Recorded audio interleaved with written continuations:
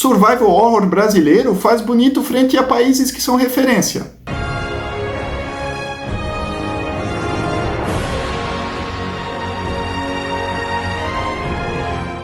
A história do game se passa em Santa Catarina, estado onde eu moro. Nunca pensei que um estado que eu morasse seria cenário de um game, e eu achei isso incrível. E também vai lançar o game do Impunes, que é em Balneário Camboriú, Santa Catarina, e eu moro bem perto de lá. E tô achando isso muito bacana. Os games brasileiros estão evoluindo muito. Se passando na cidade de 13 Trilhas, local assolado por vários desaparecimentos e também eventos estranhos, então cabe ao jornalista, que é o protagonista, Roberto Leite Lopes, achar um furo para poder alavancar sua carreira. Outra coisa que eu achei bacana, o nome do protagonista é bem brasileiro, Roberto Leite Lopes. Assim como o local que o game se passa, que é em Santa Catarina, o game é bem brasileiro mesmo e eu achei isso bacana. Outro ponto bacana é que o game, obviamente, é dublado e esse é o idioma original dele. As capturas de movimentos foram feitas tudo com a dublagem original em português. O game foi adaptado em inglês. Então é muito bacana os brasileiros pegarem o game porque vai experimentar a versão original mesmo. Quarto 610, bloco B. O elevador fica à sua direita. Obrigada. Por nada. Seja bem-vindo.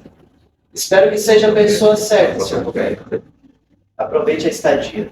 Todo o cuidado com as capturas de movimento, a dublagem, ficou tudo muito bem feito. Eu gostei muito da voz do protagonista e dos personagens de apoio. E essa história que eu contei é só a ponta do iceberg. O game viaja bastante para o passado e também no presente para poder contar a história, que tem bastante eventos sobrenaturais. Ela é contada tanto em cutscenes como também por textos, então tem que prestar bastante atenção para não ficar perdido.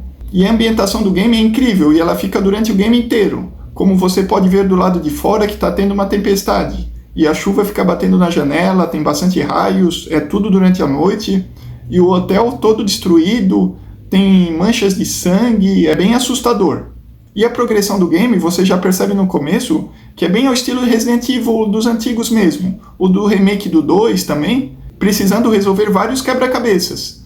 E todo game é assim, tem uma porta que você tem que abrir, você tem que ir até outro lugar, pegar uma chave e abrir, e daí você consegue outro item que precisa chegar até outro lugar. Quando chegar em outro lugar tem um quebra-cabeça, que você pega um objeto que pode avançar em outra sala. Como o game se passa em um hotel, você tem várias salas para entrar.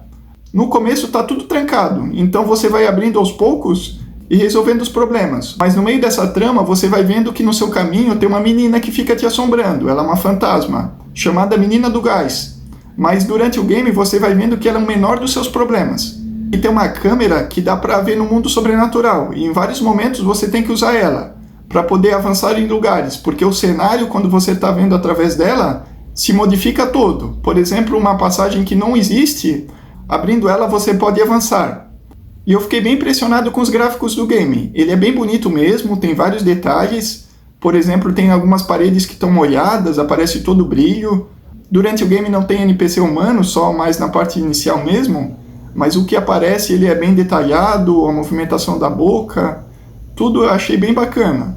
O design do hotel mesmo eu achei incrível. A dublagem sendo fantástica, teve todo o cuidado da equipe, mas o som também. E se você jogar de fones de ouvido, eu escutei barulhos pelo hotel todo, como barulho de fogo, batidas no fundo, cano de água vazando. Eu achei bem legal, porque em games de terror é bacana que tenha um som bom, para poder criar toda a atmosfera.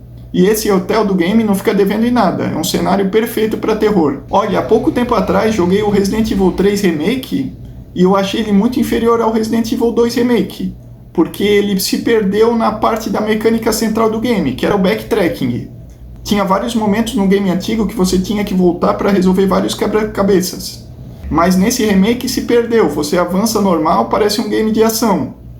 E era um dos charmes do game antigo. Então eu achei bem chato isso aí. Agora eu, um órfão do Resident Evil 3 que perdeu essa mecânica, jogando Fobia, eu me satisfiz muito com esse detalhe, porque tem um inimigo que é tipo um Nemesis que fica te seguindo durante o game, com uma luz vermelha, ele fica caminhando devagar atrás de você. Mesmo caminhando devagar fica muito assustador, porque você está dentro de um hotel e não tem corredores muito largos para poder fugir dele, então você tem que correr na direção oposta e ficar desviando, achando várias portas para abrir e poder pegar um outro caminho para contornar ele. Então Fica bem assustador mesmo quando ele aparece, cria uma tensão. A munição que você tem, ela acaba bem rápido, então você não pode ficar gastando muito nesse inimigo para deixar ele atordoado por alguns momentos. Esse inimigo é bem parecido com a transformação do William Burke em Resident Evil 2. Tem vários elementos parecidos com Resident Evil, como o menu de itens que você pode organizar, ou pode examinar, pode usar, combinar. E também tem o baú para você armazenar suas coisas, porque o espaço que você carrega os itens não é muito grande. E também tem uma máquina de salvar, muito parecido com o lugar seguro do Resident Evil. Mas também tem várias referências a Silent Hill, como o buraco que aparece na parede do banheiro, muito parecido com o Silent Hill 4 The Room. Uma coisa que eu tenho que elogiar desse game são os quebra-cabeças, porque tem vários deles e eles são primordiais para você avançar no game. Se fossem chatos, seria complicado, porque é uma peça fundamental do game. Mas por incrível que pareça, eles são muito intuitivos. Tenho que admitir que às vezes eles são um pouco difíceis de resolver, mas todos usam raciocínio lógico. Se você pensar bem, você vai resolver. É como uma conta de física na escola que você se complica para resolver. Mas se você pensar de um modo mais óbvio e simples, vai ser esse modo aí mesmo para resolver. E é assim que é nesse game. No começo você pode se assustar achando que é muito difícil, mas não, é um modo bem óbvio e raciocínio lógico mesmo. Como em uma parte do game em que você precisa de uma senha para avançar e tem um computador. Você vai no computador e abre uma aba, mas tem 6 abas para abrir. Se você abrir as 6 abas minimizadas e juntar todas elas, dá para ver que fica uma numeração, e daí essa numeração é o código para você avançar. Esse é um exemplo desse game, sendo vários outros que são tão legais quanto. Achei bem legal a criatividade da Pulsatrick Studios. É um estúdio muito bacana e eu estou muito ansioso para o próximo game deles, que é o Project Ida. E uma coisa que eu achei bacana, mas eu achei complicado um pouco no começo, são os chefes, mas tudo depende de um jeitinho. Por exemplo, tem um chefe que é de umas aranhas, em que você tem que atirar nela. Eu dei vários tiros e fiquei sem munição, e aí eu não sabia mais o que fazer. Daí tinha que procurar muito bem pelo cenário mais munição, mas eu achei meio complicado para conseguir tudo isso. Aí eu fui atirando, ela não morria de jeito nenhum, e não tinha nenhuma barrinha de vida dela. Daí acabei ficando um pouco frustrado com isso.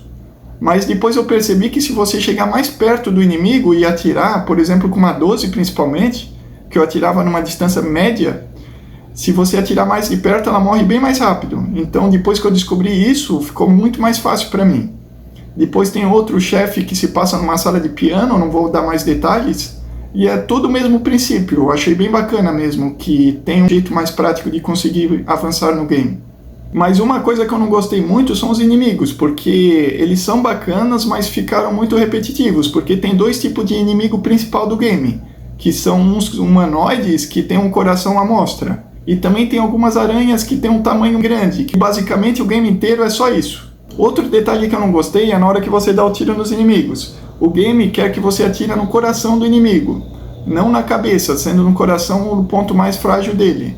Como os inimigos são feitos de carne, todo nojento e tal, seria bacana se na hora que você acertasse os tiros pudesse fazer alguma mutilação, ou perfuramento no peito, ou até mesmo no coração, que se você acertasse lá, o coração estourava. Mas nada desse tipo de lesão corporal acontece no game, então isso eu não achei tão bacana. Mas nada muito gritante. Outra coisa que eu achei um pouco falha também é a física dos inimigos. Por exemplo, quando você atira nele, ele cai de um jeito pré-programado. Tem uns 2, 3 jeitos dele cair e é sempre da mesma forma. E quando ele chega ao chão, ele fica duro. Por exemplo, se você matar ele numa escada, metade do corpo dele vai ficar reto por cima da escada e outra metade vai ficar sobrevoando, né? E isso eu não achei tão legal. Por exemplo, a evolução do GTA San Andreas pro GTA 4, porque o GTA 4 tinha aqueles inimigos que pareciam uns bonecos de pano, quando caía ficava todo mole, e até a colisão dos tiros neles. E no GTA San Andreas, quando você atropelava um inimigo, por exemplo, tinha 3 jeitos pré-programados para eles serem atingidos. Ou eles voavam por cima, ou ia por baixo, ou eles se arrastavam pelo carro. E aí, quando eles caíam no chão, caía sempre da mesma forma. Então é um jeito pré-programado, não é um jeito que a física vai cuidar da animação. Eu tinha falado bem dos quebra-cabeças, mas tem alguns momentos que eles são muito excessivos. Como o momento que você tem que pegar um pendrive para colocar no computador, para pegar um cartão de acesso. E daí no meio termo disso, você tem que resolver um quebra-cabeça. Eu não achei necessidade. E um dos problemas é você se localizar no game. Por muitas vezes ele é intuitivo, mas às vezes fica meio complicado de achar o caminho, porque são muitas chaves, muitos andares para você se localizar, então o game não tem um mapa fixo no seu inventário. Tem nos andares, mas ele não é muito didático e acaba complicando um pouco às vezes na progressão do game. Mas de modo geral, esse game aqui foi muito satisfatório, ele me surpreendeu de todos os modos possíveis. Eu achei ele incrível, ele é muito melhor do que Resident Evil 3 Remake. A Pulsatrix Studios está de parabéns, ela é muito criativa e sabe muito bem o que está fazendo. Então para esse game eu dou uma nota 8, ele é um game incrível. Então seria isso, pessoal, até o próximo vídeo e não se esqueçam de se inscrever no canal.